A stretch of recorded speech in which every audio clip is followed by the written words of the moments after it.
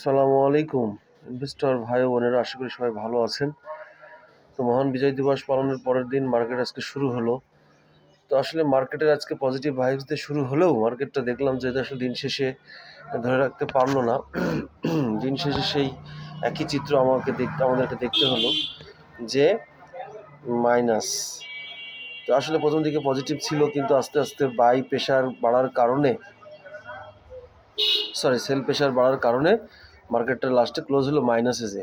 তো যাই হোক, গতানুগতিক আজকেও সেই একই রকম 36 পয়েন্ট মাইনাস হয়ে আজকে সূচক দাঁড়িয়েছে 4853-তে। গতদিন থেকে আজকেও 36 পয়েন্ট হারিয়েছে ডিএসসি।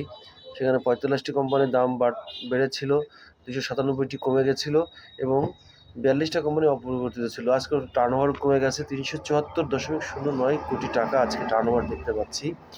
তো আসলে হয়তো কিছু কম বেশি হবে। মার্কেট এখনও এখনও 30 বাজেনি। সো 2:30 এখনও বাজেনি।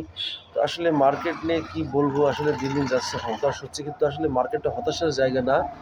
বিনিয়োগকারী ভাই বোনেরা, আপনারা হতাশ হবেন না, প্যানিক সেল দিবেন না। দেশ বন্ধু, তো এগুলো টপে ছিল। লুজার ছিল কারা কারা দেখে আসি।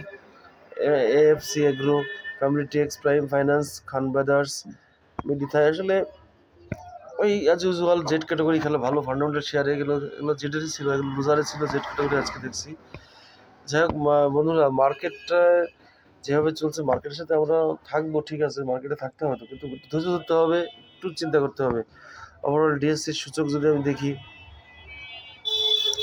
ডিএসসির সূচক আজকে একটা পিন বার, বেয়ারিশ পিন বার ক্যান্ডেল এখানে দিয়েছে দেখছি, যেটা আসলে নেগেটিভ ইম্প্যাক্ট ক্রিয়েট করে আমার কাছে যেটা মনে হয়। এমএসিডির অবস্থাও তো খুব বেশি না, তবে আরএসআই এনএসি সব মিলে একটা নেগেটিভ ক্যান্ডেল স্পিড বার।